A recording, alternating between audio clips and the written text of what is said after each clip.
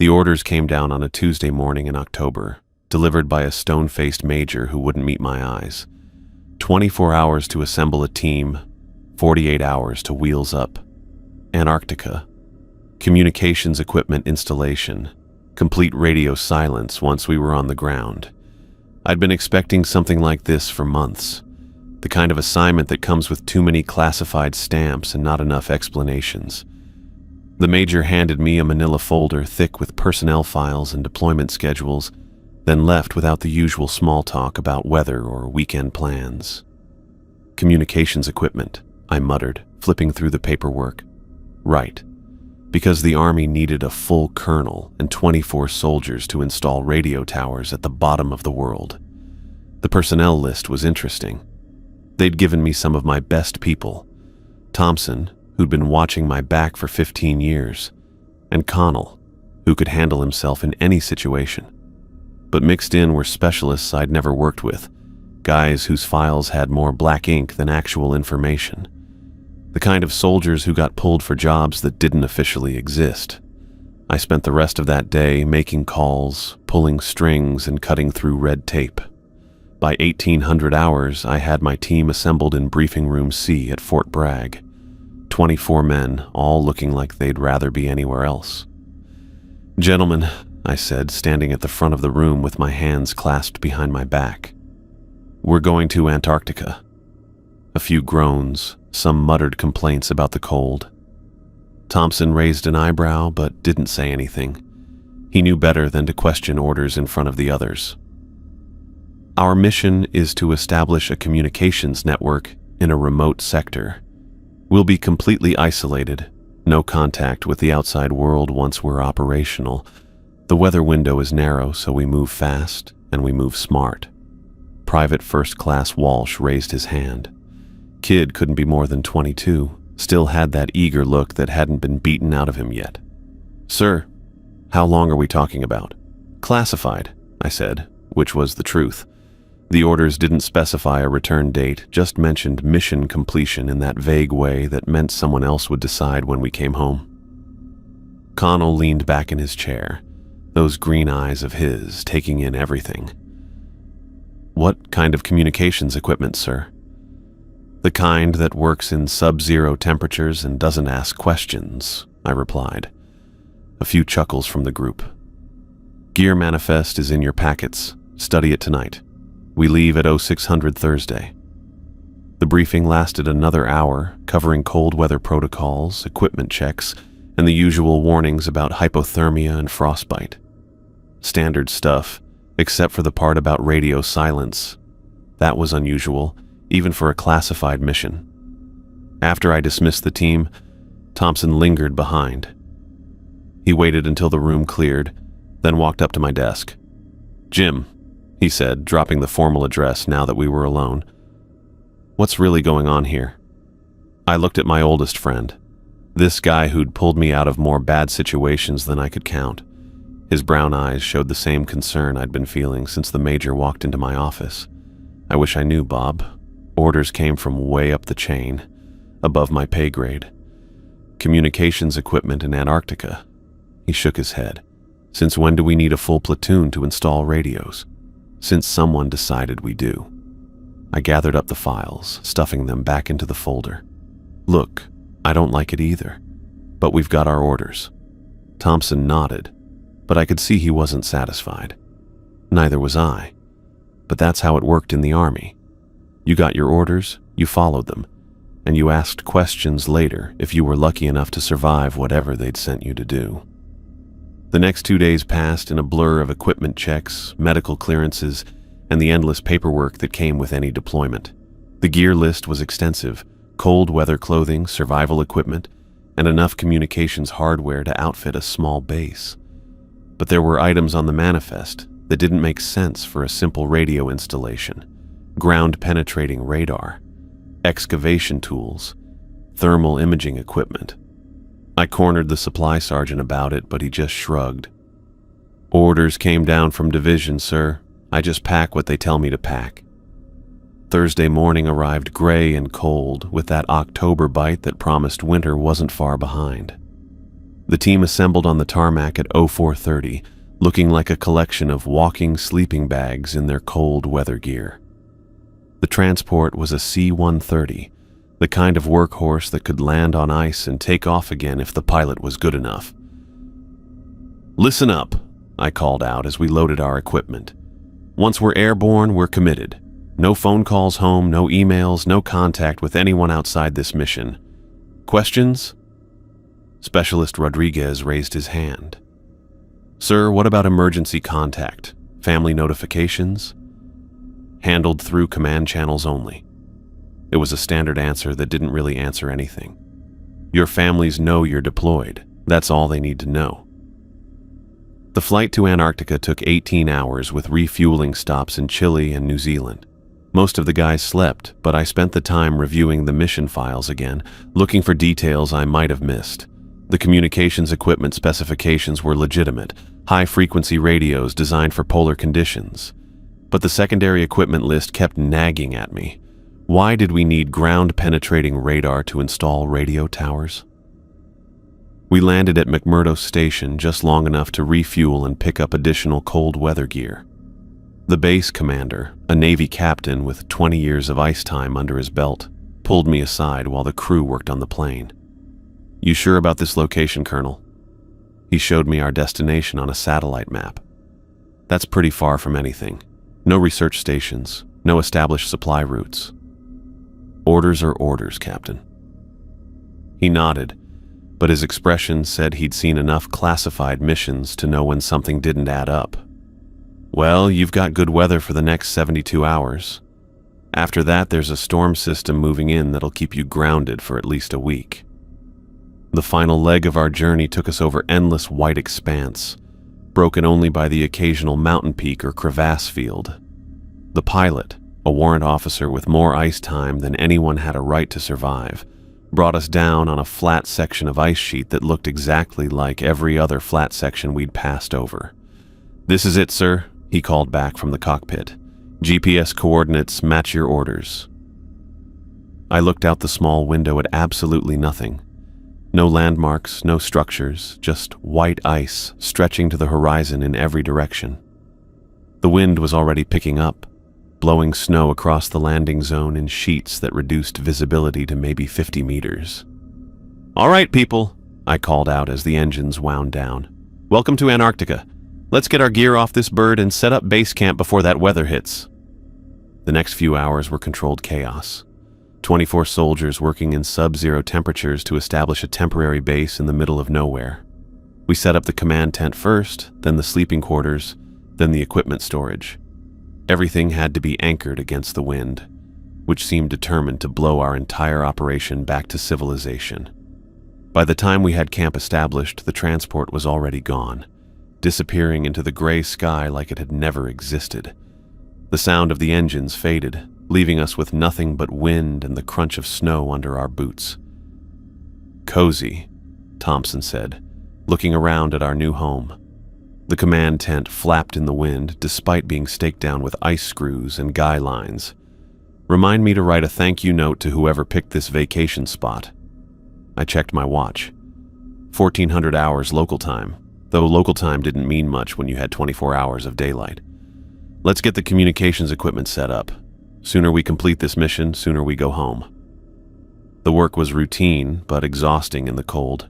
We installed the radio equipment according to specifications, ran antenna cables, and established a basic communications network. Everything worked exactly as advertised.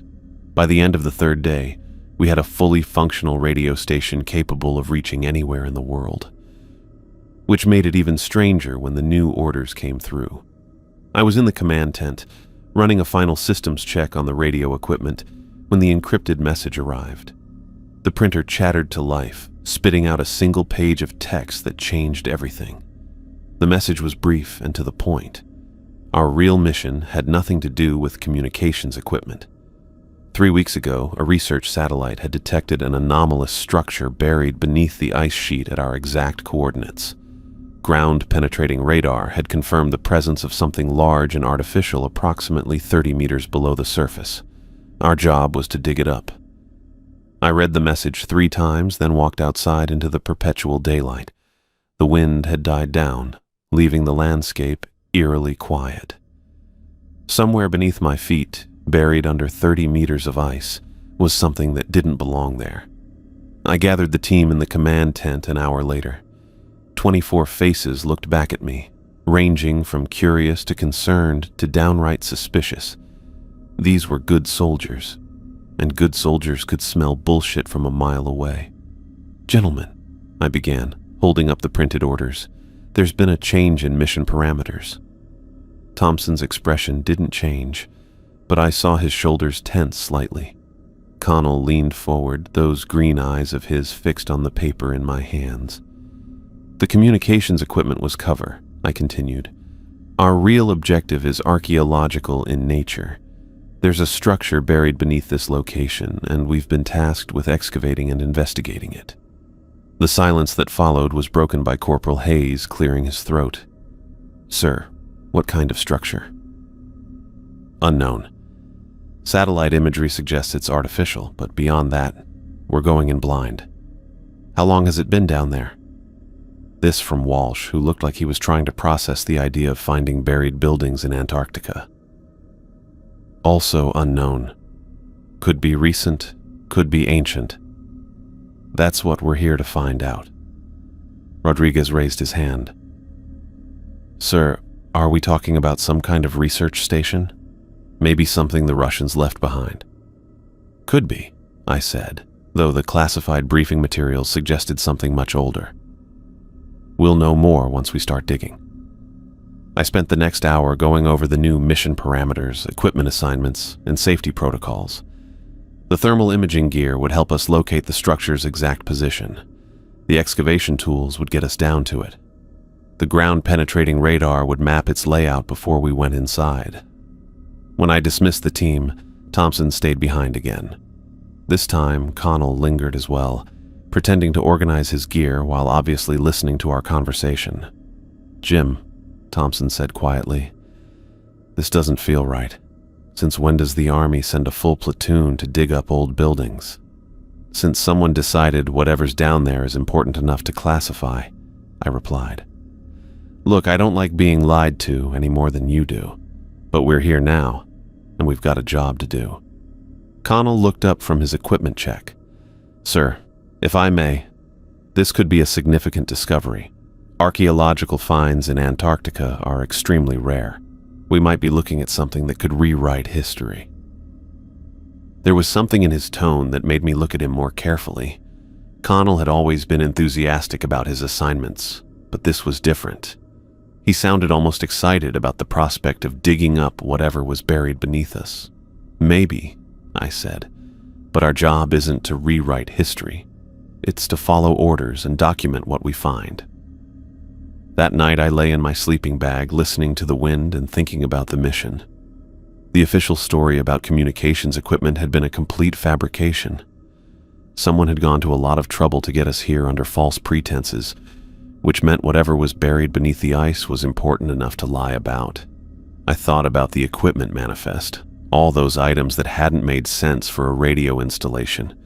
Someone had planned this mission very carefully, right down to making sure we had everything we'd need for an excavation, which meant they'd known about the structure long before they'd told us. The question was, what else weren't they telling us? The thermal imaging equipment picked up the anomaly on our second sweep of the grid. I was crouched next to Hayes, watching the screen as he adjusted the sensitivity settings. The display showed the usual blue-white of solid ice, but there, 30 meters down, a dark rectangular outline that definitely wasn't natural. "Got something, sir," Hayes said, tapping the screen with his gloved finger. "Structures bigger than the satellite data suggested. Way bigger." I leaned closer. The thermal signature stretched across the entire display, and Hayes was only showing a section of it. "How big are we talking?" "At least 200 meters on this side. Could be more." He switched to a wider view, and the structure kept going. "Sir, this thing's massive, like football stadium massive." Thompson appeared at my shoulder, breathing hard from the cold. "What did you find?" I pointed at the screen. Our target. Start marking excavation points. We'll need to dig down in a grid pattern to find the best entry point. The next 6 hours were pure grunt work. 24 soldiers with shovels, ice picks, and portable heaters, carving through 30 meters of packed ice. The wind had died down to almost nothing, which was the only reason we could work at all. Rodriguez and Walsh took turns operating the small excavator we'd brought, breaking up the larger chunks while the rest of us cleared debris. By 1400 hours, we'd opened up a section about 10 meters square. The ice got darker as we went deeper, like it was older down there. Ancient. When Walsh's shovel finally hit something solid that wasn't ice, the metallic clang echoed up from the hole. "Contact," he called up. "Definitely artificial." I rappelled down into the excavation site. The surface Walsh had uncovered was smooth, dark metal that didn't look like anything I'd seen before.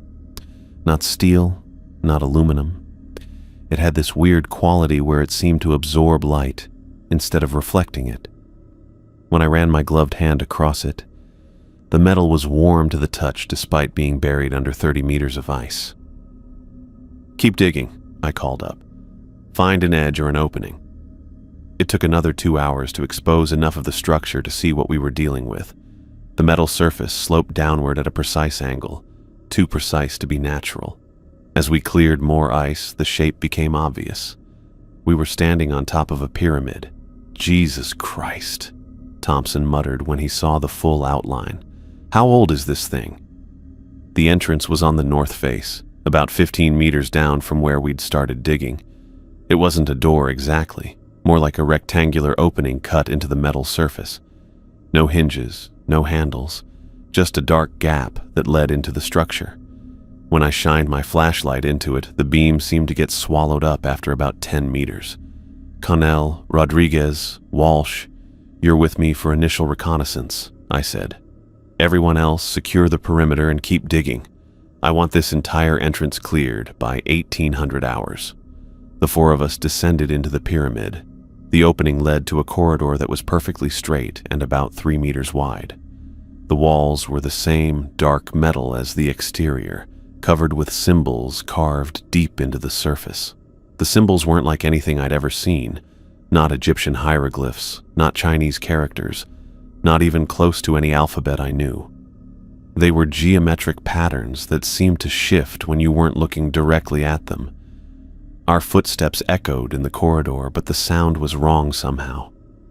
Too sharp, like the metal was designed to amplify noise. The air inside was dry and warm, which made no sense. After 30 meters of ice, this place should have been freezing. "Sir," Walsh said, running his hand along the wall. "These symbols, they're not just carved. Look." I examined the wall where he was pointing.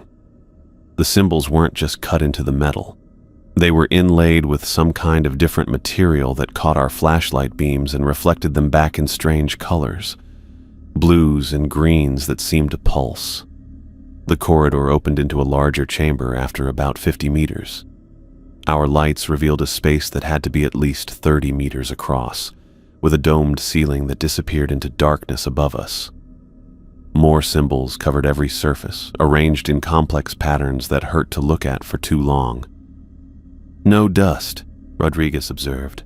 "No decay, no corrosion. This place looks like it was built yesterday." He was right. Everything was pristine, like the pyramid had been sealed in a vacuum. The metal surfaces showed no signs of age or wear. Even the symbols looked freshly carved. We found the first artifacts in alcoves along the chamber walls. Small objects made of the same dark metal, shaped like nothing I could identify.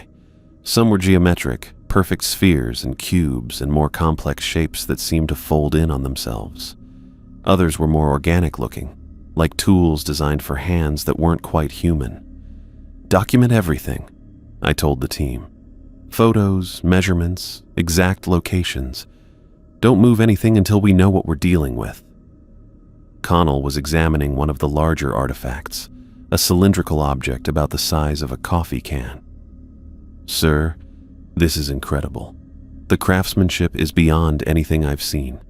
Look at these joints. They're seamless, like it was grown instead of manufactured. We spent 3 hours in that first chamber, cataloging 47 different artifacts and taking detailed photos of the symbol patterns. Every surface told a story we couldn't read, in a language that might not even be human. When we finally returned to the surface, the rest of the team had cleared the entire entrance area. The pyramid's north face was fully exposed, revealing the structure's true scale. It had to be at least 60 meters tall, maybe more.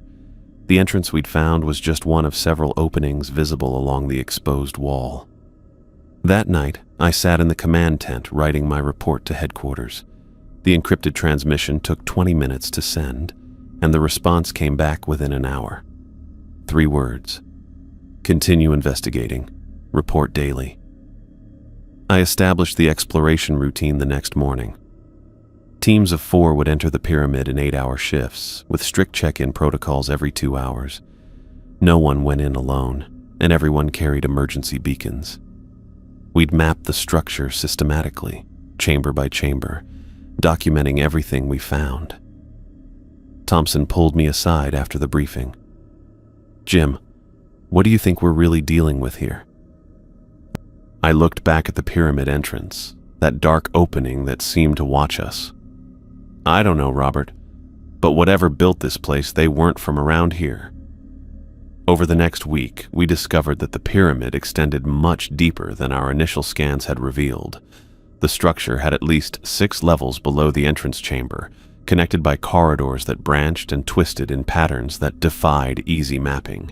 Each level contained dozens of chambers filled with artifacts and symbols, all in the same pristine condition as the first room we'd explored. The deeper we went, the more complex the symbol patterns became. What had started as simple geometric shapes evolved into intricate designs that seemed to tell stories or convey information in ways we couldn't understand.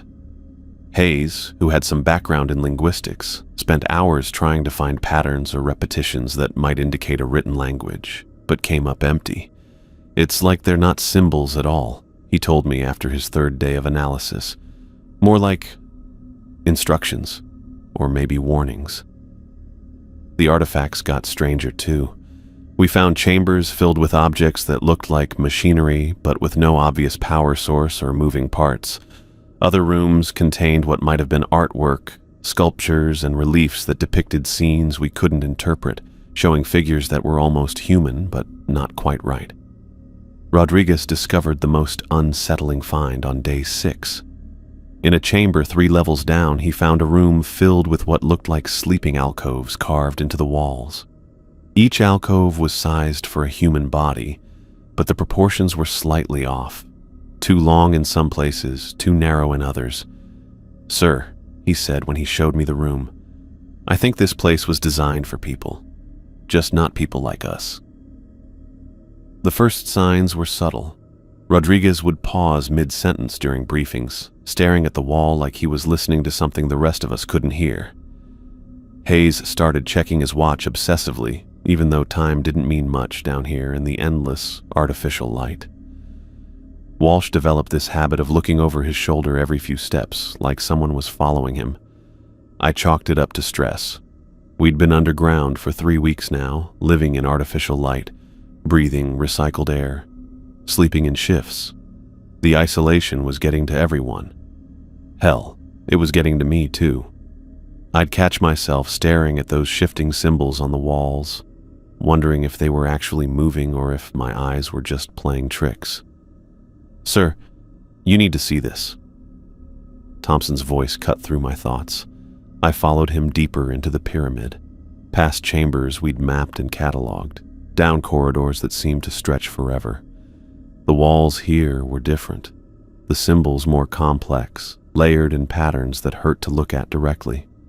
"Here," Thompson said, stopping in front of what looked like a dead end. Except it wasn't. The wall curved inward, forming a perfect circle about 4 meters across, and covering every centimeter of that circle was the most intricate arrangement of symbols I'd ever seen. They weren't just carved into the metal. They seemed to float just above the surface, shifting and rearranging themselves as I watched. "It's a door," Rodriguez said from behind me. His voice had that distant quality it had been taking on lately. "Has to be. Look at the patterns." He was right. The symbols formed concentric rings that could rotate independently. Some kind of combination lock, but instead of numbers, it used these alien hieroglyphs that seemed to change meaning depending on how you looked at them. "How long have you known about this?" I asked Thompson. "Found it yesterday during the deep survey. Wanted to study it before reporting." He ran his hand along the edge where the circular door met the wall. "There's no visible mechanism, no handles, no obvious way to open it." I assigned Hayes and Walsh to document every symbol, every pattern. Rodriguez and 2 others started comparing the door's markings to artifacts we'd found in other chambers. Thompson coordinated the effort while I tried to make sense of what we were looking at. Days blended together. The teams worked in shifts, photographing, sketching, measuring. Hayes developed a numbering system for the symbols, over 300 distinct markings arranged in 7 rotating rings. Rodriguez found matches between door symbols and artifact patterns, suggesting some kind of instruction manual scattered throughout the pyramid. But progress was slow. Every time we thought we'd identified a pattern, the symbols would shift slightly, like they were responding to our attention. Hayes swore the outer ring had rotated a full degree overnight, but our measurements showed no change. "Maybe it's not meant to be opened," Walsh suggested during one of our evening briefings. He'd been getting quieter each day, speaking only when directly addressed. "Everything's meant to be opened," Connell said. He'd been spending more time down here than anyone, volunteering for extra shifts, studying the door with an intensity that was starting to worry me. We just haven't figured out how yet. The breakthrough came on day 12 of door analysis. Rodriguez discovered that symbols on certain artifacts glowed faintly when arranged in specific combinations. Not visible light. You had to use the thermal imaging to see it. When we applied the same technique to the door, 3 symbols in the innermost ring showed heat signatures. "It's responding to something," Hayes said, adjusting the thermal scanner. "Temperature's up 0.3 degrees on these 3 symbols." We tried everything. Touching the heated symbols, pressing them in sequence, rotating the rings to align them. Nothing worked. The door remained sealed, its secrets locked behind patterns we couldn't decode. That's when Walsh disappeared. I'd assigned him to the outer perimeter patrol, a routine sweep of the chambers we'd already mapped and cleared. Standard 2-hour rotation with check-ins every 30 minutes. At 1430 hours, Walsh reported all clear from Sector 7. At 1500 hours, silence. Thompson and I found his equipment scattered in Chamber 12. Radio, thermal scanner, notebook, all dropped like he'd simply vanished mid-step. No signs of struggle, no blood, no indication of where he'd gone. The chamber had only one entrance, and we'd been monitoring all movement through the pyramid's main corridors. "People don't just disappear," Thompson said, but his voice lacked conviction. "We searched for 18 hours straight. Every chamber, every corridor, every alcove large enough to hide a body. The pyramid wasn't that big. We'd mapped most of it. Walsh had to be somewhere. He wasn't." 2 days later, Hayes vanished from his guard post outside the door chamber. I'd stationed him there specifically because it was the most secure location in the pyramid. Single entrance, clear sight lines, constant radio contact with the command post. Rodriguez found Hayes's rifle propped against the wall, safety on, full magazine. His personal effects were arranged neatly beside it, wallet, watch, a photo of his girlfriend, like he'd decided to take a walk and never came back. "This is impossible," Rodriguez said, staring at the abandoned equipment. "I was here 20 minutes ago. Hayes was right here, told me everything was quiet. I implemented the buddy system immediately. No one went anywhere alone, not even to the latrine. Check-ins every 15 minutes instead of 30. Armed guards at all major intersections. I turned our archaeological expedition into a military lockdown. but the precautions felt hollow. How do you guard against something that can make people disappear from secured positions without leaving a trace? How do you fight an enemy you can't see, can't track, can't even prove exists? The remaining team members started looking at each other differently. Conversations stopped when I entered a room. I caught Thompson and Rodriguez whispering in corners, their voices cutting off when they noticed me watching. The pyramid had taken 2 of my soldiers, and I had no idea how or why. The door remained sealed, its symbols mocking our efforts to understand them. And somewhere in the back of my mind, a voice I didn't want to acknowledge was starting to wonder if the real threat wasn't something outside the pyramid. It was something inside it. The thought hit me like a punch to the gut as I stood in the door chamber, staring at Hayes' abandoned rifle. 2 soldiers don't just vanish from a contained environment. Not without help. Not without someone who knew the pyramid better than we did. I gathered the remaining team in the main chamber, Thompson, Connell, Rodriguez, and 3 others whose names I'd started memorizing like a prayer. 7 men left out of 24. The math was getting ugly. "We're changing protocols again," I announced. "No one goes below level 3 without my direct authorization. All teams stay within visual contact of each other, and I want a full accounting of everyone's whereabouts for the past 72 hours. "Sir," Rodriguez spoke up, his voice tight, "are you suggesting one of us is involved in—" "I'm not suggesting anything. I'm stating facts. 2 soldiers have disappeared from secure positions.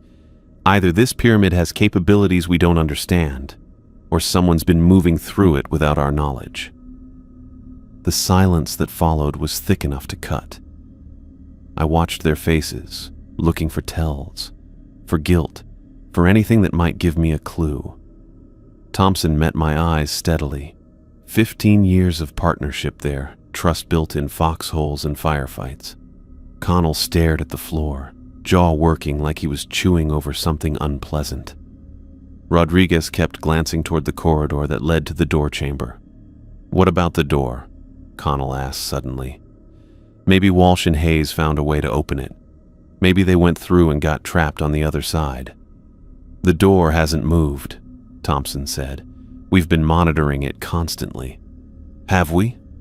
Connell's green eyes were sharp, focused. "Really monitoring it? Or just checking on it between other duties?" He had a point. We'd been treating the door like a puzzle to solve, not a potential escape route. I'd assigned teams to study it, but no one had been watching it around the clock.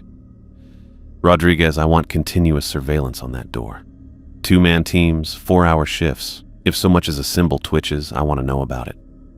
Over the next week, the surveillance revealed nothing. The door remained sealed, its symbols shifting in their slow, hypnotic patterns, but never opening.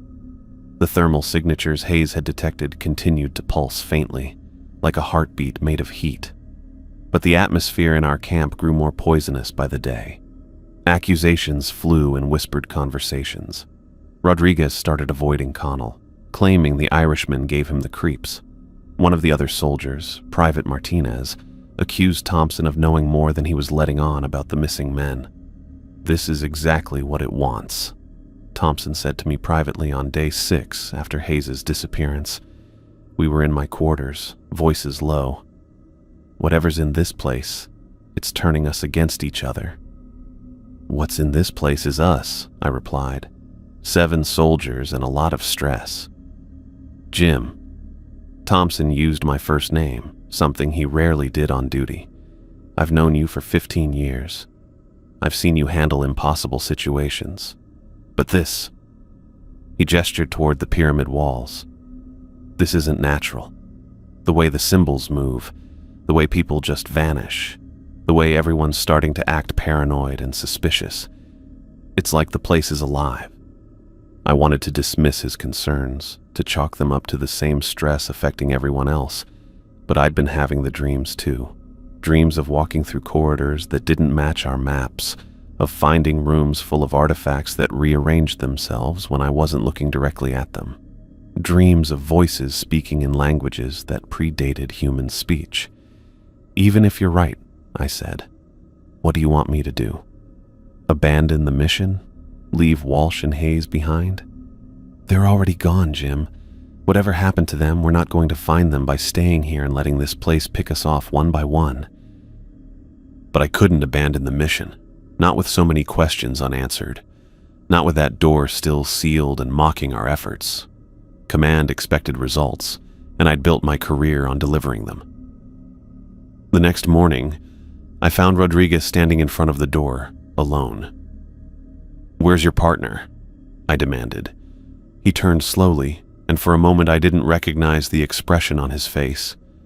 His eyes were too bright, too focused, like he was seeing something I couldn't. "Martinez is checking the perimeter," he said. "I wanted to study the patterns without distraction." "The buddy system isn't optional, Rodriguez." "Of course, sir. My apologies." But he didn't move away from the door. "Colonel, have you noticed how the symbols seem to respond to individual attention? When I focus on specific patterns, they become clearer, more defined." I looked at the door. The symbols were shifting as always, but Rodriguez was right. The ones he was staring at seemed more solid, more present than the others. "Step away from the door, specialist." "Sir, I think I'm close to understanding the sequence. If I could just have a few more minutes." "That's an order, Rodriguez." He stepped back reluctantly, but I caught him glancing over his shoulder at the door as we walked away. That look in his eyes, the same intensity I'd been seeing in Connell lately, the same distant focus that had preceded Walsh's disappearance. That night, I couldn't sleep. Every sound in the camp seemed amplified, the hum of our generators, the whisper of recycled air through the ventilation system, the soft footsteps of whoever was on watch duty. I checked my watch. 02:30 hours. Thompson's shift. I pulled on my boots and jacket, grabbed my sidearm, and stepped outside my quarters. The main chamber was empty, except for the duty officer at the communications station. I could see the glow from the door chamber down the corridor, where Rodriguez and Martinez were supposed to be maintaining surveillance. I walked toward the light, my footsteps echoing off the metal walls. As I got closer, I could hear voices, low, urgent conversation that stopped abruptly when I rounded the corner. Rodriguez was alone in the chamber, standing directly in front of the door. No sign of Martinez anywhere. "Where's your partner, specialist?" Rodriguez turned, and that strange brightness in his eyes was stronger now, almost feverish. "He went to get coffee, sir. Said he'd be right back." I keyed my radio. "Martinez, report your position." Static. "Martinez, respond immediately." Nothing. I looked at Rodriguez, who was watching me with an expression I couldn't read. Behind him, the symbols on the door seemed to pulse faster, their thermal signatures flaring brighter in my peripheral vision. The radio crackled to life at 0600 hours, cutting through the morning routine like a blade. "Base, this is Team 7. We have a problem." I grabbed the handset, already knowing what I'd hear. "Go ahead, Team 7. "Rodriguez is gone, sir." The voice belonged to Corporal Hayes, and I could hear the strain in it even through the static. He was right here beside me, checking the thermal readings in Chamber 15. I turned to mark coordinates on my map. Couldn't have been more than 30 seconds. And when I looked back, he wasn't there. My jaw tightened. That made 5 now. 5 good soldiers who'd simply vanished without a trace, leaving behind equipment, personal effects, and increasingly panicked teammates. "Did you hear anything? See anything?" "Nothing, sir." The thermal scanner was still running. His notebook was open to the page he'd been writing on. Pen was still in his hand position on the ground. It's like he just stopped existing. I closed my eyes, feeling the familiar weight of command decisions pressing down. "Maintain your position. I'm sending backup." But even as I said it, I knew backup wouldn't help. Nothing helped anymore. We'd implemented every security protocol I could think of. Buddy system, 15-minute check-ins, armed escorts, restricted access zones. None of it mattered. The pyramid took who it wanted, when it wanted. The command tent felt smaller each day, the walls pressing in as my team dwindled. 24 soldiers had started this mission. 19 remained, and the math was getting uglier by the hour. "Sir?" Hayes's voice came through again, smaller now. "What do I do with his gear?" "Leave everything exactly where it is. Mark the location and get back to base camp. Now." I set down the handset and stared at the duty roster pinned to the tent wall. Rodriguez's name stared back at me, written in his own neat handwriting from when he'd volunteered for the morning shift. Specialist Mark Rodriguez, 24 years old, from San Antonio. He'd shown me pictures of his girlfriend just last week talking about the ring he was planning to buy when we got back stateside. The tent flap rustled, and Thompson stepped inside. His face had aged 10 years in the past month, deep lines carved around his eyes that hadn't been there when we'd landed. "Heard the radio chatter. Rodriguez?" "Gone." I pulled Rodriguez's name tag from the duty board and dropped it into the growing pile in my desk drawer. 5 tags now, each one representing a conversation I'd have to have with grieving families when this was over. If this was ever over. Thompson sat heavily in the folding chair across from my desk. "Jim, we need to talk about what's happening here. What's happening is we're losing soldiers to an unknown threat in a hostile environment. I'm working on solutions." "Are you?" Thompson leaned forward, his voice dropping to barely above a whisper. "Because from where I'm sitting, it looks like you're just watching our people disappear one by one while you shuffle papers and update duty rosters." The accusation hit harder than it should have. Maybe because part of me wondered if he was right. "I've implemented every security measure I can think of. Buddy system, check-ins, restricted access. And it's not working."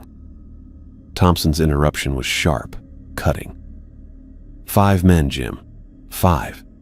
And not one trace of what happened to them. No blood, no signs of struggle, no indication they even tried to run. They're just gone. I stood up, pacing to the far side of the tent. The walls were covered with maps, duty rosters, equipment inventories, all the normal detritus of military command. But nothing normal about this situation. Nothing in my 20 years of service had prepared me for soldiers simply vanishing into thin air. "What are you suggesting, Thompson?" "I'm suggesting this place is doing something to us. To our minds. Look around. Really look." Hayes checks his watch every 30 seconds like he's afraid time is running out. Walsh jumps at shadows that aren't there. Rodriguez was talking to himself yesterday, having full conversations with someone who wasn't in the room. I turned back to face him. Stress reactions, isolation, artificial lighting, recycled air. Bullshit. Thompson stood up, his chair scraping against the tent floor. "You know it's more than that. You've felt it too, haven't you? The way the symbols seem to move when you're not looking directly at them. The way the corridors feel different each time you walk through them, like the layout is shifting." My hands clenched into fists. Because he was right, and that scared me more than I wanted to admit. I had felt it. The creeping sensation that the pyramid was alive somehow, watching us, learning from us. The way my dreams had started featuring corridors I'd never seen. Symbols that spelled out messages I couldn't quite remember when I woke up. "Even if that's true," I said carefully, "what do you want me to do about it? We have orders. We have a mission. We have dead soldiers."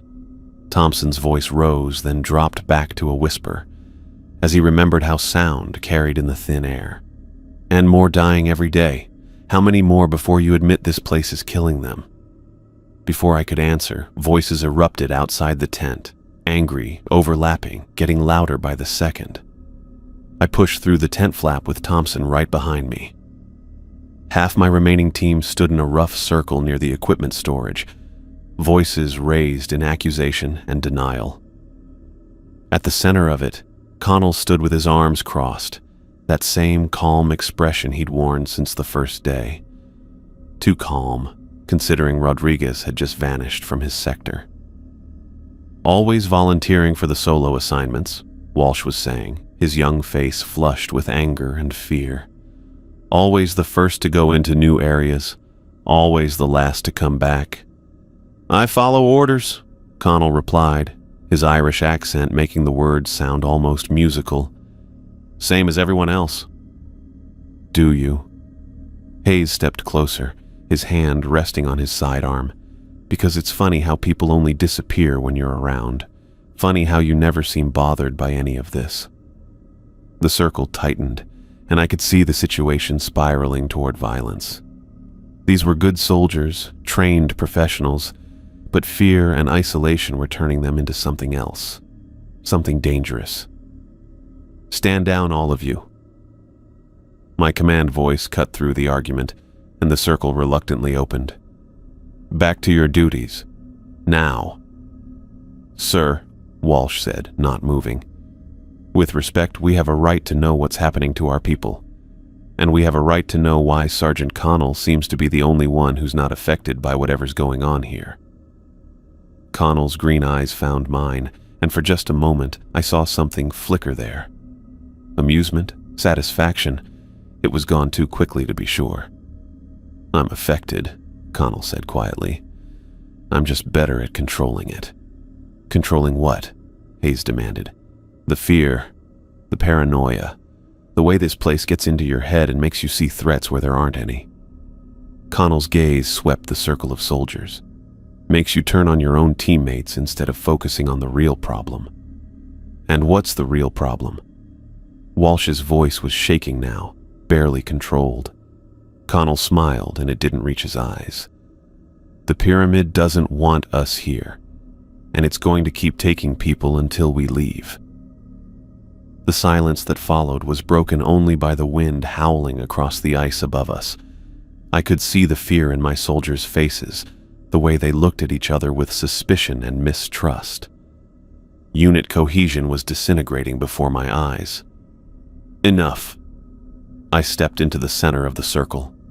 "Connell, you're with me. The rest of you return to your assigned duties. Anyone who can't follow orders can spend the night in the brig tent." The group dispersed reluctantly, casting dark looks at Connell as they walked away. I waited until they were out of earshot before turning to face him. "Want to explain what that was about?" Connell shrugged. "Scared men looking for someone to blame. Tale as old as time, Colonel." "And you're not scared." "Of course I'm scared, but I'm not letting it turn me into an animal." He glanced toward the pyramid entrance, barely visible through the blowing snow. "That place down there, it feeds on fear, on discord. The more we turn on each other, the stronger it gets." I studied his face, looking for any sign of deception. But Connell had always been hard to read, even before this mission. Professional, competent, reliable. Maybe that's what was bothering the others. In a situation where everyone else was falling apart, he remained steady. "You really think the pyramid is causing this?" "I think we're dealing with something beyond our understanding. Something that doesn't follow the rules we're used to." Connell met my eyes directly. "And I think it's going to keep taking our people until we give it what it wants." "Which is?" "I don't know yet, but I intend to find out." That night, I lay in my sleeping bag staring at the tent ceiling, listening to the wind and the occasional murmur of voices from the guard posts. Thompson's words echoed in my head, mixing with Connell's calm certainty and the fear I'd seen in my soldiers' eyes. 5 men gone, 19 left. And somewhere beneath 30 meters of ice, a pyramid full of secrets waited in the dark. The radio beside my cot crackled softly, routine check-in from the night watch. "Base, this is Guard Post 2. All quiet." "Copy, Guard Post 2. But it wasn't all quiet. It was never all quiet anymore. Even when the voices stopped and the equipment powered down, there was something else. A presence that seemed to press against the edges of consciousness, patient and watchful and hungry. I closed my eyes and tried to sleep, knowing that tomorrow would bring new disappearances, new accusations, new fractures in what remained of my command. The pyramid had all the time in the world. We were running out of time entirely. The accusations started before I'd even finished my morning coffee. Walsh cornered Hayes near the equipment tent, his voice carrying across the camp in the thin Antarctic air. "You were supposed to be watching Rodriguez's back," Walsh said, jabbing a finger at Hayes' chest. "How does someone just vanish when you're standing right there?" Hayes stepped back, hands raised. "I told you what happened. I turned around for 30 seconds. Bullshit." Walsh's face was red. Whether from cold or anger, I couldn't tell. 30 seconds and poof, he's gone? That's not how people disappear. I set down my coffee and walked over. The rest of the team was gathering, drawn by the raised voices. In the harsh morning light, they all looked like hell. Hollow eyes, stubble, that twitchy alertness that comes from too little sleep and too much fear. "What's the problem here?" I asked. Walsh spun toward me. "The problem is we're dropping like flies and nobody wants to admit what's really happening." "Which is?" "Someone's picking us off." Walsh's eyes swept the group. "And I've got a pretty good idea who." The silence stretched out. Wind whistled through the guy lines of our tents, the only sound in the white emptiness around us. Then Connell stepped forward from the back of the group. "Go ahead," he said, his Irish accent thicker than usual. "Say what you're thinking." Walsh didn't hesitate. You're always volunteering for the dangerous assignments, always first into new areas, last to come back. And funny thing, people only disappear when you're around. "That's enough," I started, but Hayes cut me off. "He's right, Colonel. Think about it. Rodriguez vanished while I was mapping, but Connell was supposed to be in that sector too." "Where were you, Connell?" Connell's green eyes went cold. "Following orders, same as you." "Walsh disappeared during perimeter patrol," Hayes continued, gaining momentum. "Connell was on duty that shift. Hayes vanished from guard post. Connell had just rotated off that position." More voices joined in. The accusations flew fast and ugly, months of tension finally boiling over. I watched Connell's face throughout it all. He stood perfectly still, letting the storm rage around him. No denials, no anger, just that calculating look I'd noticed more and more lately. "You done?" Connell asked when the shouting died down. "Prove us wrong," Walsh said. "Tell us where you were when Rodriguez disappeared." "Sector 12, checking thermal readings. Alone, as ordered." Connell's voice was steady, matter of fact. "Same as I've been doing for weeks while you lot jump at shadows." "Convenient," Hayes muttered. Connell turned those pale green eyes on him. "What's convenient is having someone to blame. Makes it easier than admitting the truth. Which is, this place doesn't want us here." Connell gestured toward the pyramid entrance, barely visible through the blowing snow. "It's been trying to tell us that from day one. The symbols, the dreams, the way the corridors feel different each time you walk through them. But you're all too scared to listen." The group went quiet. I could see it in their faces, the recognition, the fear. Because Connell was right about one thing. We'd all felt it. The wrongness that seemed to seep out of the pyramid like cold air. "So what are you saying?" I asked. Connell shrugged. "I'm saying maybe the pyramid's just taking what it wants, and maybe it'll keep taking until we're smart enough to leave." "That's insane," Walsh said, but his voice lacked conviction. "Is it?" Connell's smile was thin and cold. "More insane than thinking I could make 5 grown soldiers disappear without a trace, without blood, without struggle, without anyone seeing anything?" He had a point. The logistics alone were impossible. But the alternative, that something in the pyramid was hunting us, was worse. "Enough," I said. "Everyone back to your assigned duties. We'll discuss this later." The group dispersed slowly, casting suspicious glances at Connell. He watched them go with that same calculating expression, then turned to me. "You don't believe them," he said. It wasn't a question. "I don't know what to believe anymore." Smart answer. Connell shouldered his pack. "Where do you want me today, Colonel?" I studied his face, looking for something. Guilt, fear, madness. But all I saw was the same competent soldier who'd been following orders for 3 weeks. "Stay close to base camp," I said finally. "Help Thompson with equipment maintenance." Connell nodded and walked away. I watched him go, wondering if I'd just made a terrible mistake. The rest of the day passed in tense quiet. The team worked in pairs, nobody trusting anyone else to be alone. I tried to focus on routine tasks, checking supplies, reviewing maps, updating reports, but my mind kept circling back to the accusations, to Connell's calm denials, to the growing certainty that we were missing something important. Thompson found me in the command tent around 1500 hours, going over duty rosters for the 100th time. "We need to talk," he said, glancing around to make sure we were alone. "About Connell?" "About all of it." Thompson sat down across from me, his weathered face grim. "Jim, I've been thinking about what Walsh said. The timing, the patterns. What if he's right? You think Connell's killing our people?" "I think someone is." Thompson leaned forward. 5 men don't just vanish into thin air, not without help. I set down my pen.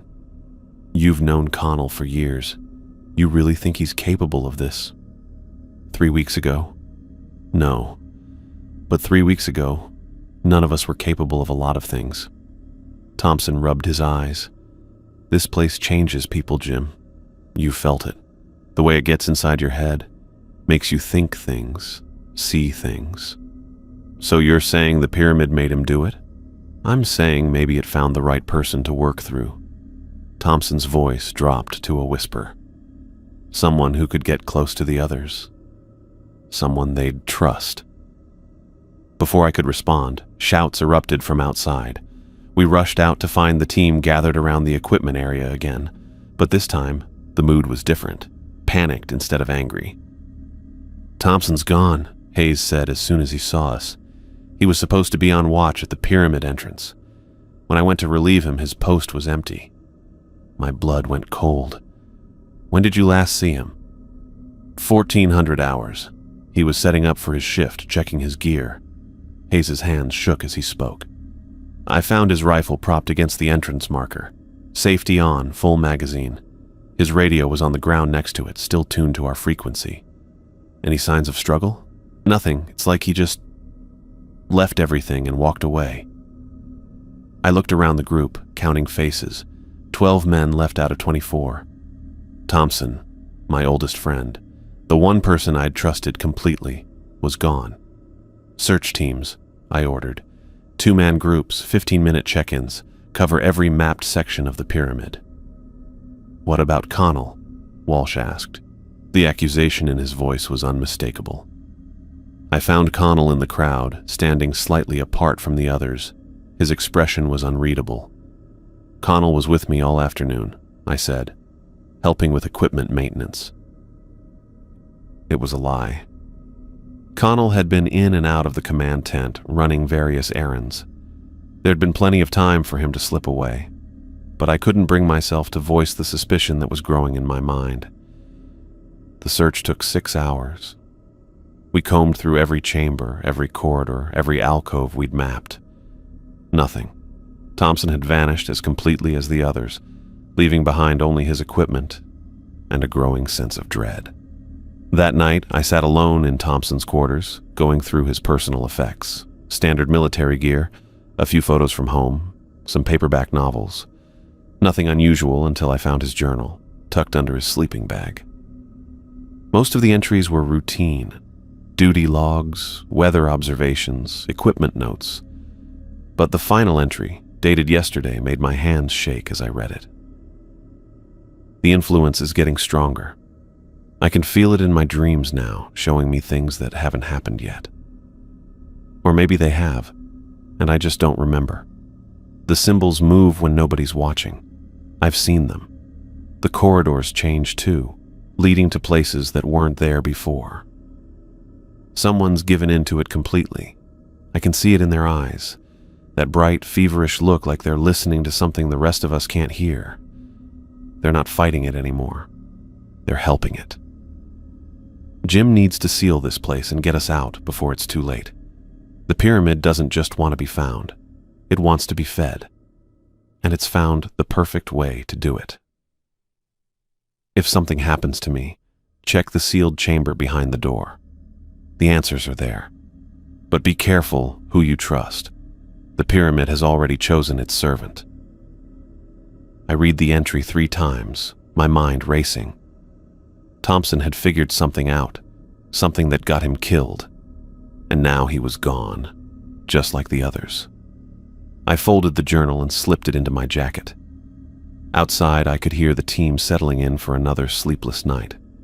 Whispered conversations, the rustle of sleeping bags, the constant wind that never seemed to stop. Tomorrow, I'd have to tell them about Thompson's note. I'd have to admit that one of us, maybe one of the men I was responsible for, was a killer. The thought made me sick, but first, I had to figure out who I could trust. Because if Thompson was right, the pyramid had already chosen its servant, and that servant was still among us, waiting for the next opportunity to strike. I checked my sidearm and settled back against Thompson's pillow, staring at the tent ceiling. Sleep wouldn't come easy tonight. Maybe it never would again. I needed to get control back. 6 men dead, and the team was falling apart. Walsh and Hayes were ready to tear each other's throats out, and everyone was looking at me like I had answers I didn't have. But maybe I did have answers. They were just locked behind that damn door. I'd been avoiding it, letting the teams document and analyze while I dealt with the disappearances. But the door was the key. It had to be. Everything else in this pyramid was just stuff. Artifacts, symbols, empty chambers. The door was the only thing that was actively doing something, the only thing that seemed alive. I gathered what was left of my gear and headed down to level 3. The corridors felt different now, not just because half my team was gone, but because the pyramid itself seemed to be watching. The symbols on the walls definitely moved when I wasn't looking directly at them. I'd stopped pretending otherwise. The door chamber was empty when I arrived. Good. I needed to work without Hayes checking his watch every 30 seconds or Walsh jumping at shadows. I set up my equipment, thermal scanner, notebook camera, measuring tools, and really looked at the door for the first time in weeks. 4 meters across, perfectly circular, embedded in what should have been solid wall. 7 concentric rings of symbols, each ring rotating independently at speeds so slow you couldn't see the movement, only notice that things had changed when you looked away and back. The symbols themselves shifted and flowed like they were made of liquid metal, but when I touched them, they felt solid and warm. I started with the artifacts. We'd cataloged over 200 objects from the upper chambers, and Rodriguez had been right. Some of the symbols matched. I spread out photographs of every artifact we'd found, looking for patterns. The coffee can-sized cylinder Connell had examined on our first day. 3 symbols on its base matched symbols in the door's outermost ring. A cube from Chamber 8 had markings that corresponded to the 3rd ring. A twisted metal sculpture from Level 2 showed the same flowing patterns as the door's innermost circle. I worked for 6 hours straight, mapping correspondences, my notebook filled with sketches and cross-references. The thermal scanner showed those same 3 symbols in the innermost ring still glowing faintly, 0.3 degrees above ambient temperature. By the time I stopped for food, I had a theory. The artifacts weren't just random objects, they were instruction manuals. Each one showed how specific symbols should be positioned relative to others. The pyramid's builders had scattered the combination across dozens of chambers, forcing anyone who wanted to open the door to explore the entire structure first. I came back the next morning with a different approach. Instead of trying to force the rings to move, I studied how they moved naturally. Each ring had its own rhythm, its own pattern of rotation. The outermost ring completed a full rotation every 4 hours. The second ring moved faster, about 2 hours per rotation. The inner rings moved progressively faster, with the innermost ring spinning once every 20 minutes. But they weren't random. When I watched long enough, I could see moments when symbols aligned across multiple rings, creating brief combinations that matched the artifact patterns. The door wasn't locked, it was waiting for the right moment. I spent 3 days learning the timing. The thermal scanner helped, showing me when the heated symbols were approaching alignment with their corresponding rings. I started to see the pattern. 7 specific symbols needed to align simultaneously across all 7 rings, creating a combination that would only occur once every 18 hours and 43 minutes. The next alignment was scheduled for 1427 hours. I positioned myself in front of the door at 1420, watching the rings slowly rotate toward convergence. The symbols grew brighter as they approached their target positions. The entire door began to emit a low humming sound, so quiet I felt it more than heard it. 1426. The outermost ring's target symbol was 3 degrees from alignment. The second ring was almost perfect. The inner rings spun faster, their symbols blurring slightly as they approached the critical moment. 1427. 7 symbols clicked into perfect alignment with an audible snap that echoed through the chamber. The door's surface flashed once, brilliant white light that left spots in my vision. When my eyes cleared, the door was gone. Not opened. Gone. The circular opening showed a chamber beyond, but the door itself had simply vanished, leaving no trace it had ever existed. I grabbed my flashlight and stepped through. The chamber beyond was smaller than I'd expected, maybe 10 meters across, with a domed ceiling that disappeared into darkness above my light beam. But it wasn't empty. Bodies, 7 of them, arranged in a rough circle on the floor. I recognized Thompson immediately. His graying hair, his broad shoulders, the scar on his left hand from a training accident 5 years ago. He was lying on his back, arms at his sides, eyes closed, like he was sleeping. Except for the dark stain across his chest where something sharp had punched through his jacket. Walsh was next to him, curled on his side. A massive dent in the back of his skull, like someone had hit him with a rock. Hayes lay face down, 3 parallel gashes across his back that had soaked through his shirt. Rodriguez. Martinez. The 2 soldiers whose names I'd never learned well enough to remember. All of them showing signs of violence. Stab wounds, blunt force trauma, defensive cuts on their hands where they'd tried to protect themselves. But they weren't decomposing. No smell of death, no bloating or discoloration. They looked like they died minutes ago, not days or weeks. The chamber was preserving them somehow, keeping them exactly as they'd been when they died. I knelt beside Thompson, checking for a pulse I knew I wouldn't find. His skin was cool, but not cold. His muscles still flexible. Whatever had killed him, it had been quick and brutal.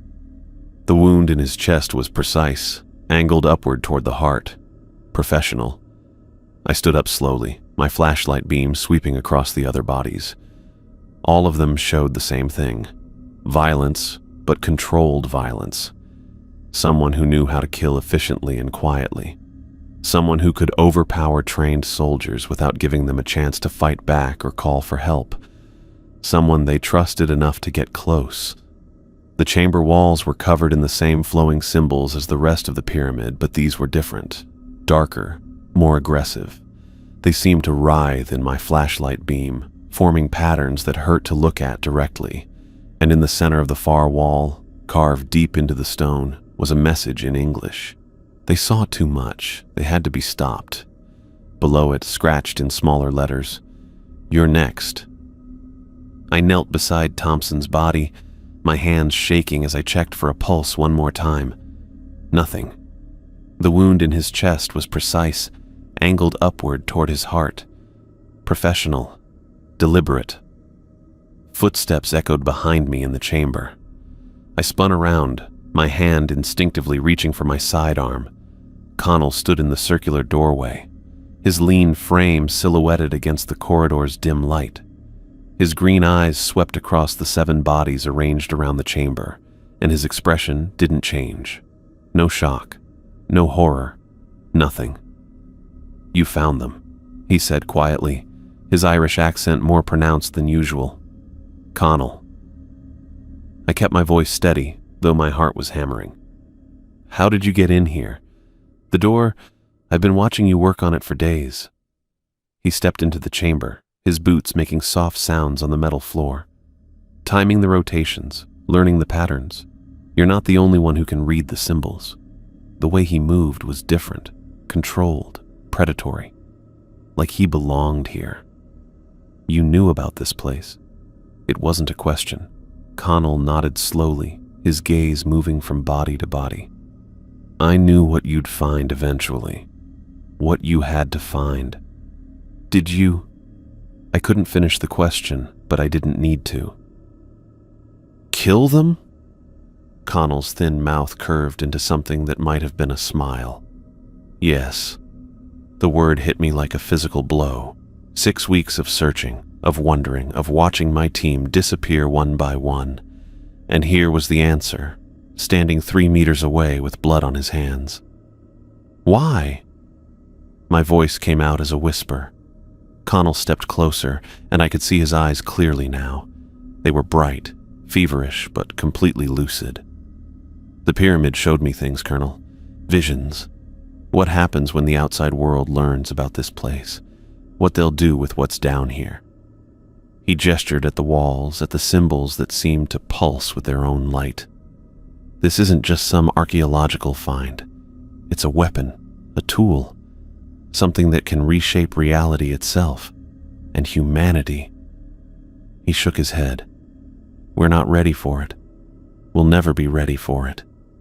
"So you decided to play God?"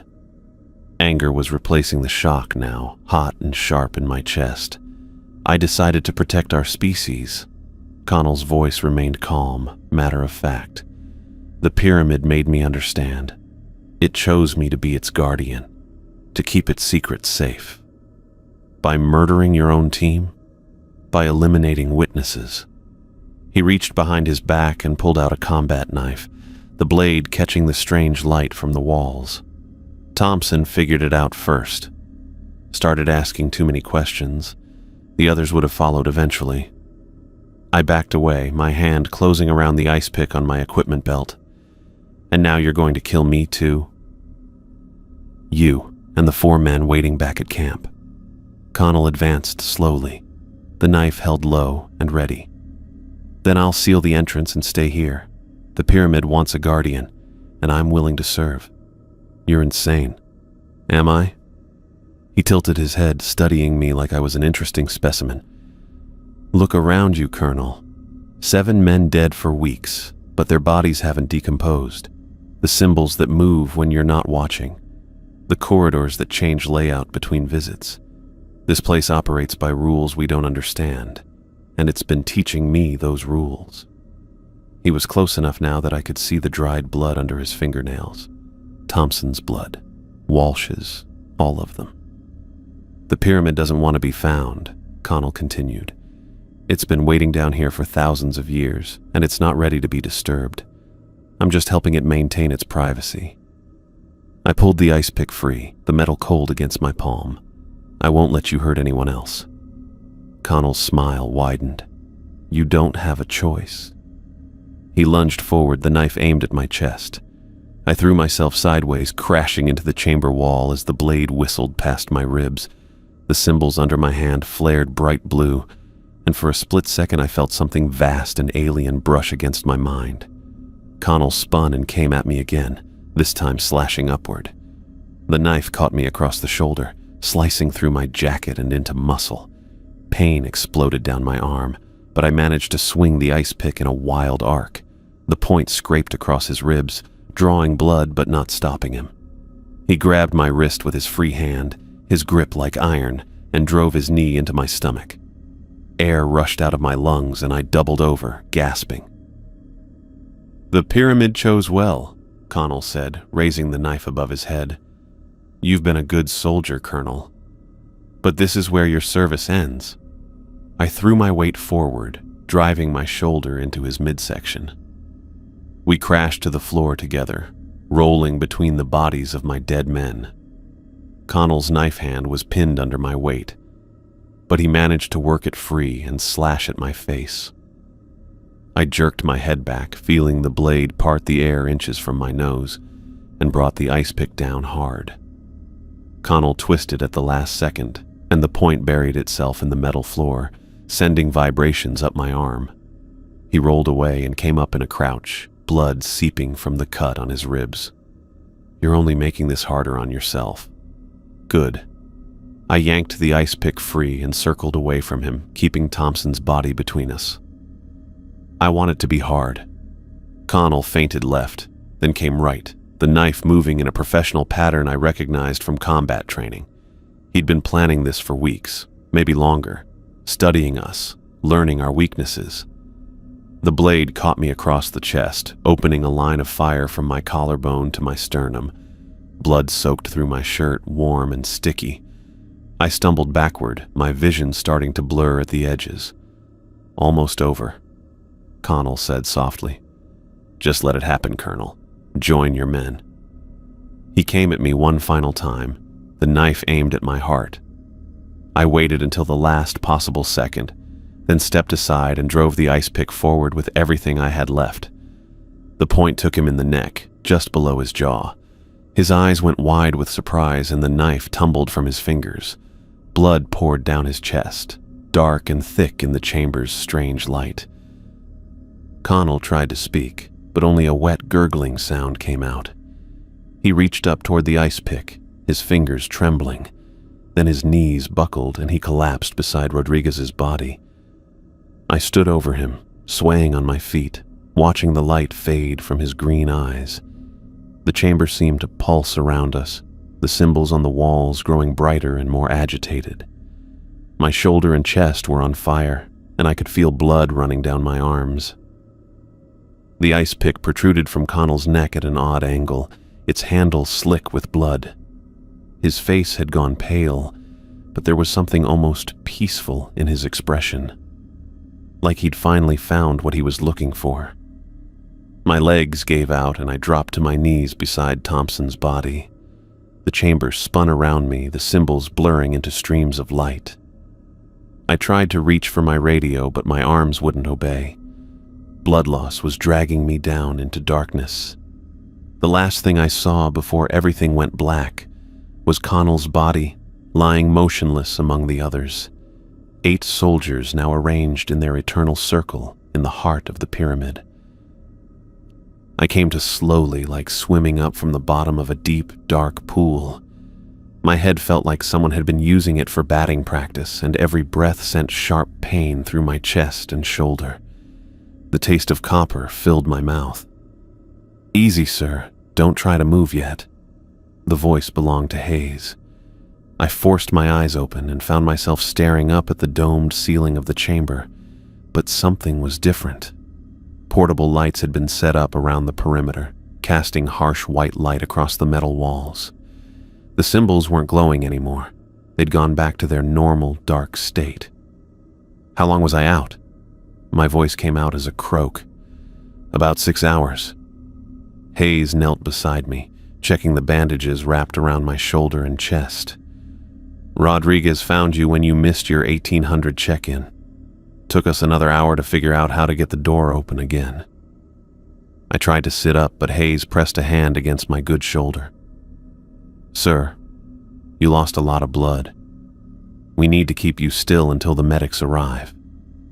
"Medics?" I looked around the chamber. The bodies were still there. Thompson, Walsh, the others, but they'd been covered with emergency blankets. Connell lay where he'd fallen, the ice pick still protruding from his neck. "How did you—" "Emergency beacons, sir." Rodriguez appeared in my field of vision, holding a radio. "Soon as we found you and saw what happened in here, we activated every beacon we had. Command sending a full rescue team." I managed to prop myself up on my elbow despite Hayes's protests. The movement sent fresh waves of pain through my wounds, but I needed to see what they'd done. "The entrance—" "Sealed it up tight," Hayes said. "Used the excavator to push ice and snow back over the whole thing. From the surface, you can't tell we were ever here." Rodriguez nodded toward the covered bodies. "We documented everything first. Photos, measurements, the whole scene. But command was real clear. This stays buried." The radio in Rodriguez's hand crackled to life. "Base camp, this is Rescue 1. ETA 15 minutes. Prepare for immediate dust-off." "Copy, Rescue 1," Rodriguez responded. "1 critical, 3 walking wounded. LZ is marked and clear." Hayes helped me sit up properly, supporting my back against the chamber wall. The movement made my head spin, but I could think more clearly now. "The others?" "Martinez and Stevens are topside, making sure the site looks clean," Hayes said. "We're the only ones who know what really happened down here." I looked at Connell's body under the emergency blanket. Even covered, I could see the outline of the ice pick. "What did you tell command about the casualties?" "Equipment failure," Rodriguez said without hesitation. "Cave-in during excavation. Happens all the time in unstable ice formations." The sound of helicopter rotors began echoing down through the pyramid's corridors. Hayes and Rodriguez exchanged glances. "Sir," Hayes said carefully, "what do we say about Connell?" I stared at the covered form of my sergeant. The man who'd killed 7 of my soldiers. The man who tried to kill me. The man who'd claimed the pyramid had chosen him as its guardian. "Same story," I said finally. "Equipment failure. He was trying to help with the rescue when the ice shifted." Rodriguez keyed his radio. "Rescue 1. We're bringing the critical up now. Be advised, we have multiple KIA from structural collapse during excavation." "Copy that, base camp. Medical team standing by." Hayes and Rodriguez helped me to my feet. My legs felt like rubber, but I could walk with support. As we moved toward the circular opening, I took one last look at the chamber. The symbols on the walls were completely dark now, just carved metal reflecting our portable lights. Whatever power had been in this place, whatever had driven Connell to madness, it felt dormant now. But not gone. Never gone. The helicopter was waiting on the surface when we emerged from the pyramid. The medics took over immediately, strapping me to a stretcher and starting an IV before I could protest. As they loaded me into the aircraft, I caught a glimpse of the excavation site. Hayes had been right. You couldn't tell we'd ever been here, just unmarked ice stretching to the horizon. The flight to McMurdo Station passed in a blur of medical checks and radio chatter. The medics worked on my wounds while the pilot coordinated with command. I drifted in and out of consciousness, the helicopter's vibrations mixing with the pain medication they'd given me. At McMurdo, they transferred me to a larger aircraft, a C-130 configured for medical transport. The flight to Christchurch, New Zealand took 8 hours. I was conscious for most of it, staring out the small window at the endless expanse of ice below. Somewhere down there, the pyramid waited in its frozen tomb. From Christchurch, they flew me to Walter Reed Army Medical Center in Washington. The next 3 weeks passed in a haze of surgeries, physical therapy, and medications. The shoulder wound had been deep but clean. The knife had missed major arteries and nerves. The chest wound was more serious, requiring surgery to repair damaged muscle tissue. But I was alive, and according to the doctors, I'd make a full recovery. The debriefing started while I was still in the hospital bed. Major General Harrison arrived on my 4th day at Walter Reed. He was a thin man with gray hair and the kind of pale complexion that came from spending too much time in Pentagon conference rooms. He pulled up a chair beside my bed and opened a thick folder. "Colonel Mitchell," he said without preamble, "I need you to walk me through everything that happened in Antarctica." I told him the official story. Communications equipment installation. Structural collapse during excavation. Equipment failure that killed 8 good soldiers. I stuck to the script Rodriguez and Hayes had established. Harrison listened without interruption, occasionally making notes in his folder. When I finished, he was quiet for a long moment. "Colonel, I've read the preliminary reports from your surviving team members. Their accounts are remarkably consistent." "Good soldiers, sir. They know how to file accurate reports. Indeed. Harrison closed the folder. The thing is, Colonel, we've had teams monitoring that site for the past 72 hours. Satellite surveillance, ground-penetrating radar, the works. My chest tightened, but I kept my expression neutral. Sir? There's nothing there, Colonel. No excavation site, no equipment, no bodies. Just virgin ice as far as our instruments can detect. I stared at him. That's impossible, sir. We were there for weeks. I'm sure you were. Harrison stood up, tucking the folder under his arm. The question is, where exactly were you? He left without another word, and I didn't see him again for 3 days. The next debriefer was a woman from an agency that didn't officially exist. She never gave me her name, just showed me credentials that looked legitimate and asked the same questions Harrison had asked. Then she asked different questions. Tell me about the dreams, Colonel. What dreams? The medical staff reports you've been talking in your sleep, describing corridors, symbols, chambers, very specific architectural details. I'd been having the dreams since the first night at Walter Reed. Always the same, walking through the pyramid's corridors, but they were different now, longer, more complex, leading to chambers I'd never seen before. In the dreams, the symbols moved constantly, rearranging themselves into new patterns. And there were voices, speaking in languages that predated human civilization. Trauma response, I told her. The doctor said it's normal after what we went through. She made a note in her file. The symbols you describe, can you draw them? I don't remember any symbols. You described them in detail last night. The night nurse recorded everything. She showed me transcripts of things I'd apparently said while unconscious. Detailed descriptions of hieroglyphs, geometric patterns, mathematical sequences. None of it made sense to me in my waking state, but reading it brought back flashes of the dreams. Colonel, I'm going to ask you directly. Did you and your team encounter anything unusual in Antarctica? Anything that might explain the discrepancies in our satellite data? I met her eyes. Ma'am, my team and I installed communications equipment as ordered.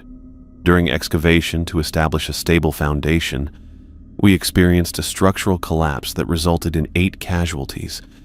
That's what happened. She studied me for a long moment, then closed her file. Very well, Colonel. Thank you for your cooperation. The debriefings continued for 2 more weeks. Different people, same questions, same answers. By the time they released me from the hospital, I'd told the official story so many times it almost felt true. Almost. The paperwork came on my last day at Walter Reed. A stack of documents 3 inches thick, all stamped with classifications I'd never seen before. Non-disclosure agreements that covered not just what had happened in Antarctica, but any dreams, memories, or psychological effects I might experience in the future. The penalties for violation were severe enough to make me understand this wasn't a request. I signed everything.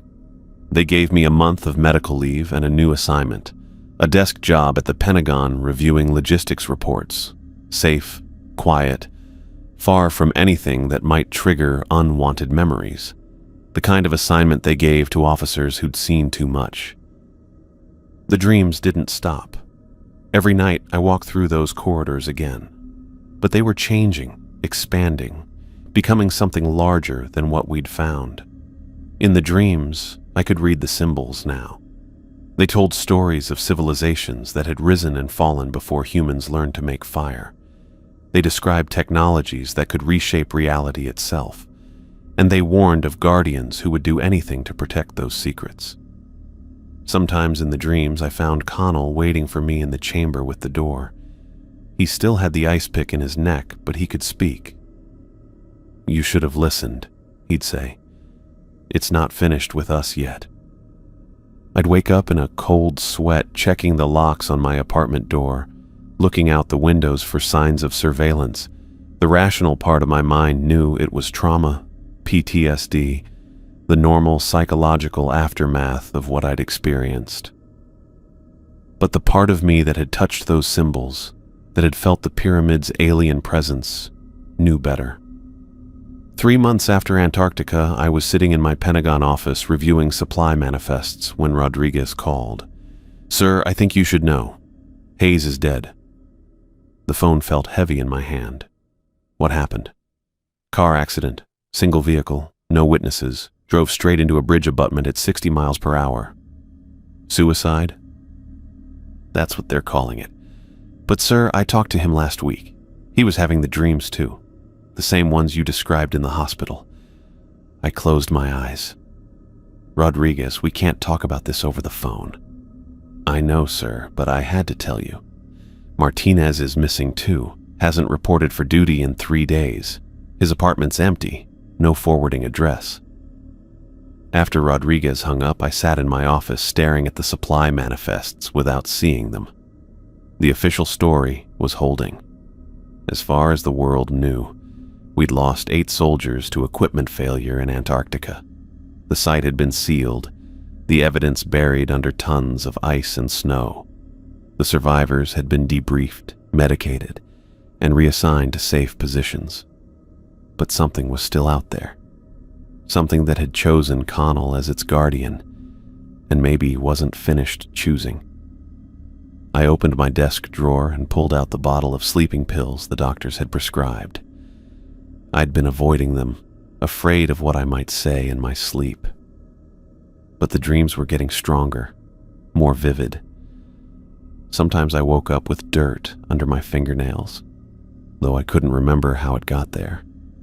That night, I took 2 pills and slept without dreaming for the first time in months.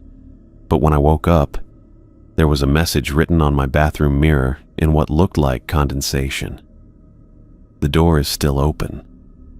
I wiped it away and told myself it was a hallucination, a side effect of the medication.